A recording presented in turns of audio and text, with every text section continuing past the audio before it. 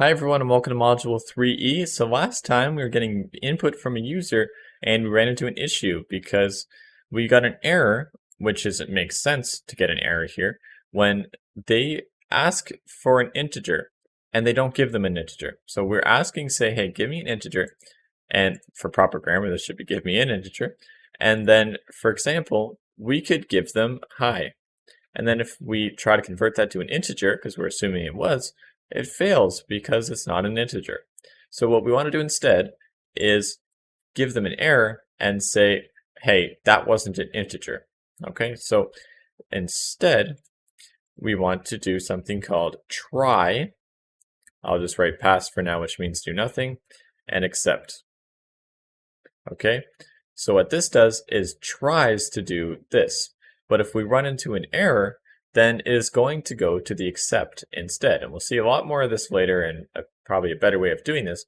But in general, if we run into an error, go to the accept thing. So if we first do, I don't know, I didn't try to run that, sorry. If we do, I'm going to delete that, get a is equal to the input of give me an integer, then we'll try to convert this into an integer. Okay? And so if that worked, then we'd go down here and say, thank you for the integer. And then we'll just say plus the string of a. So thank you for the integer of whatever that you gave me. But if this failed, this fails if this fails, basically. So if you can't convert this to an integer, then it's going to fail. And what it does is immediately jumps to this accept thing.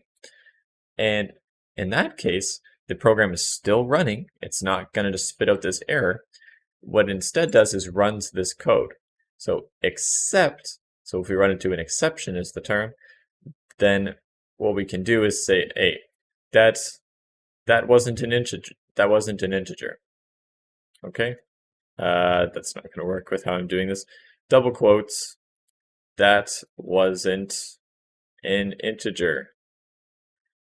All right, so if we run that, then we do give me an integer. Actually, let me just run this again with \n, otherwise it looks kind of weird. Give me an integer. Sorry, it's freaking out. I'll give it, say, 5. Okay, thank you for the integer 5. You're welcome. Well, we could try that again.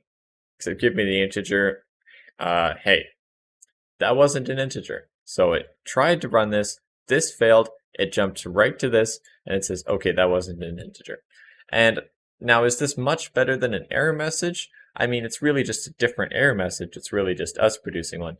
But the idea, and we'll see this in the final project, is to make a program that is going to kind of keep running when they're giving you the wrong input. So you're asking for an integer, you would instead want to say, no, that wasn't an integer, try again. And that's going to be part of the, I just said part of the final project. I will see you in the next video.